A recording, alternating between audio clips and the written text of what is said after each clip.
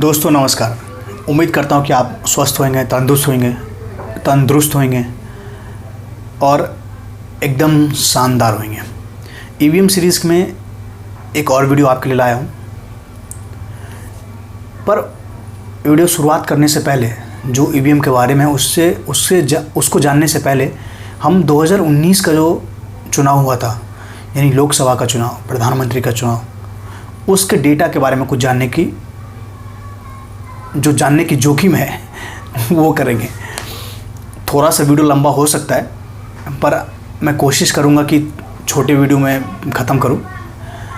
पर उम्मीद करता हूं कि आप लोग हमारा वीडियो देखेंगे और लाइक भी करेंगे और शेयर भी करेंगे और सब्सक्राइब भी करेंगे हमारे चैनल को। अगर आप पहली बार देख रहे हैं तो हमारे चैनल को जरूर सब्सक्राइब कीजिएगा। हाँ, अगर आप सब्सक्राइब ऑलरेडी कर चुके हैं तो दोबारा मत सब्सक्राइब करना, नहीं तो वो अनसब्सक्राइब हो जाएगा। तो इसलिए उम्मीद करते हैं कि अगर आप पहली बार हमारा वीडियो देख रहे हैं तो आप हमारे चैनल को सब्सक्राइब करेंगे। हाँ, अभी सब्सक्राइब से और लाइक को बात को पीछे करते हुए अभी बात करते हैं 2019 के चुनाव के रिजल्ट के। दोस्तों, जो 2019 का चुनाव हुआ था उसमें जो टोटल वोट पड़ा था वो लगभग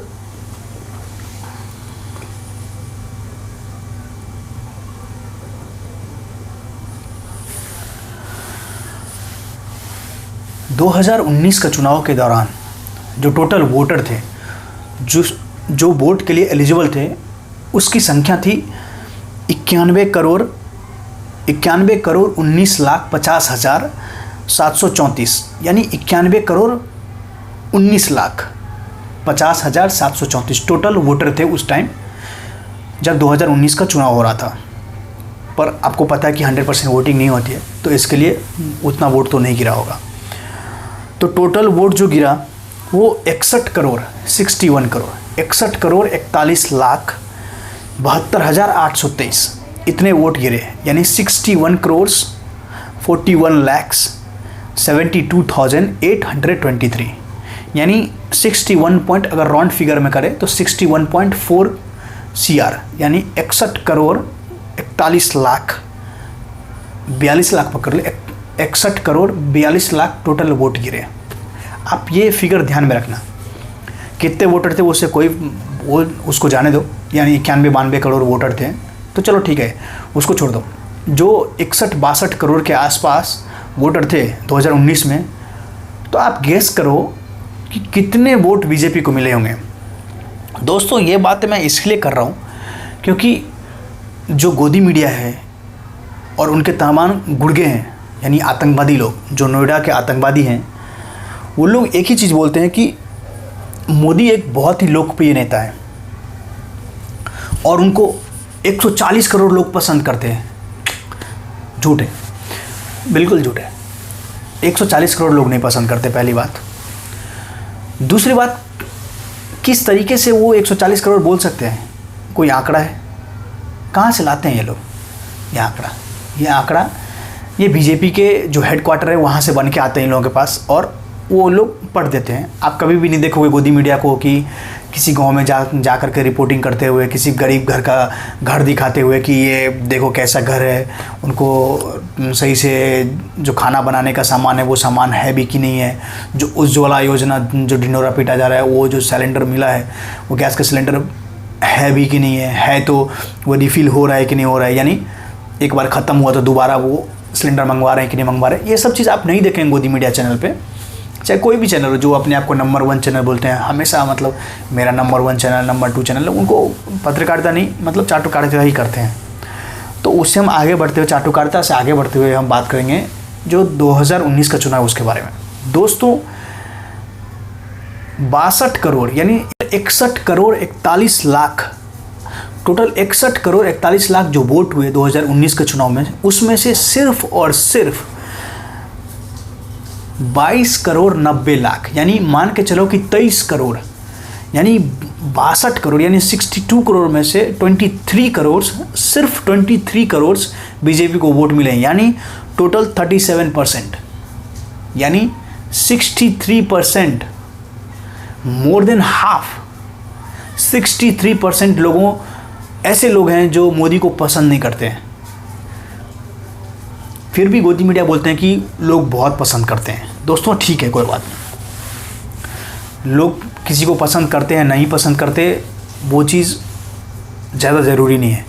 ज़रूरी ये है कि क्या ये 22 करोड़ या 23 करोड़ जो लोग वोट किए हैं बीजेपी को, क्या वो बीजेपी को ही वोट करना चाहते थे, या फिर जो यानी 37% लोगों ने जो वोट किया है, जो 63% लोग जो मोदी को वोट नहीं करना चाहते थे, जिन्होंने मोदी को वोट नहीं किया है, क्या ये फिगर सही है?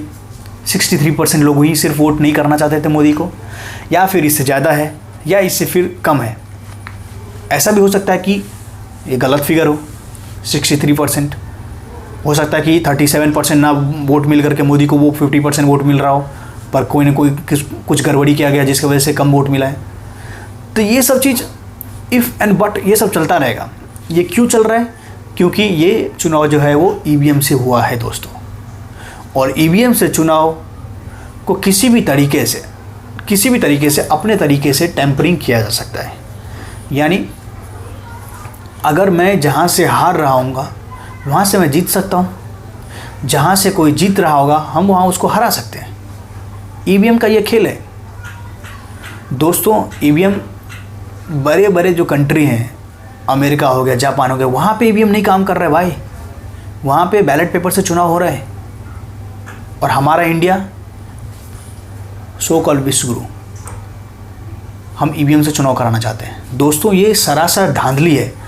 अभी पिछले इलेक्शन में जितने भी इलेक्शन हो, चाहे वो राज्य सरकार के इलेक्शन हो, चाहे वो केंद्र सरकार के इलेक्शन हो, जो भी इलेक्शन हुआ है, मान लो कि धांधली नहीं हुआ, 100% सही से निष्पक्ष तरीके से चुनाव हुआ है। जाने दो, जो बीत गया उसको हम चेंज भी नहीं कर सकते, कोई भी नहीं चेंज कर सकता, और उसकी जांच तो होएगी नहीं, क्योंकि मोदी है तो मुमकिन है, तो जांच तो होएगी नहीं। तो पीछे जो पास्ट को छोड़ करके हम फ्यूचर की बात करते हैं, और फ्यूचर ही नहीं, अभी ये जो चुनाव है 2024 का, ये प्रेजेंट है। अभी इसमें ईवीएम को हटना ज़रूरी है दोस्तों।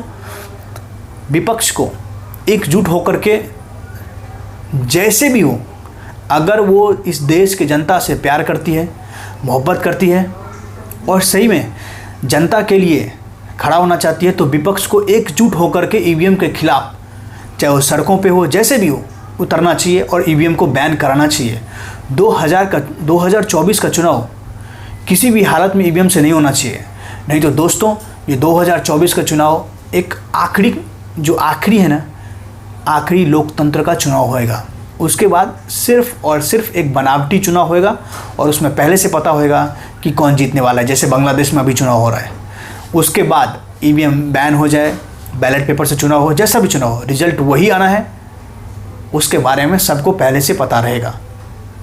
तो ये दोस्त ये आखिरी चुनाव है, ईवीएम को किसी भी हालत में बैन कराना चाहिए।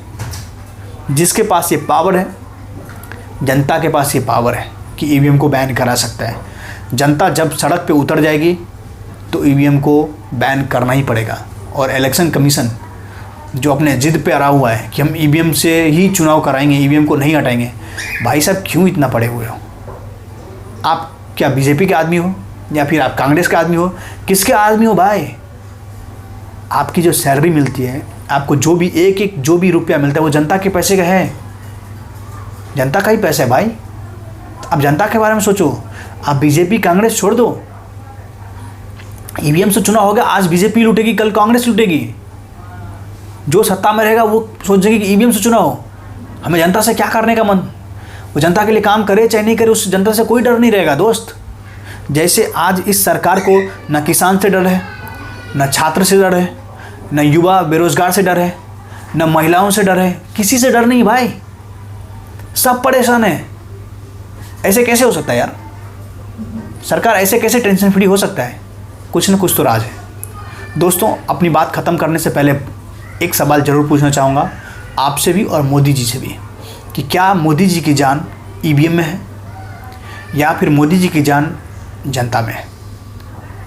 मोदी जी को खुल के सामने आना चाहिए कि मोदी जी दोस्तों मेरी जान ईवीएम में है और मैं ईवीएम से ही चुनाव कराना चाहता हूँ। अगर ईवीएम से चुनाव नहीं हुआ तो मेरी जान खत्म हो जाएगी। अगर मोदी जी की जान जनता में है तो उनको सामने आकर के बोलना चाहिए कि मेरी जान जनता में है, ईवीएम रहे चाहे नहीं रहे, मुझे जनता का भरोसा है जनता हमें वोट करेगी जैसे करते आई है। और जो 300 350 जो भी सीट मिला है पहले, दोस्तों टोटल सीट जो मिला है बीजेपी को वो 303 सीट है। 2019 के चुनाव में बीजेपी को 303 सीट मिले, इस बार 400 पार की बात कर रहे हैं। भाई 500 पार कर दो आप। मैं तो चाहता हूँ कि बैलेट पेपर से चुनाव हो और आप सीना ठोक करके बोलो, 56 इंच के सीना को चौड़ा करके बोलो कि ये देखो मैंने बैलेट पेपर से भी चुनाव कराया और बैलेट पेपर से चुनाव करा करके मैं जीत करके आया हूँ।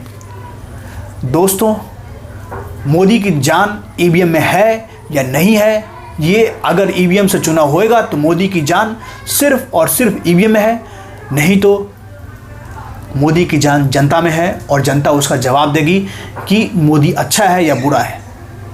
इसी बात से इस वीडियो को ख़त्म करना चाहता हूँ। उम्मीद करता हूँ कि आपको ये वीडियो अच्छा लगा होगा। आप से उम्मीद करता हूँ कि आप लाइक करेंगे, हमारे वीडियो को शेयर करेंगे और अगर आप पहली बार देख रहे हैं तो हमारे चैनल को सब्सक्राइब भी करेंगे।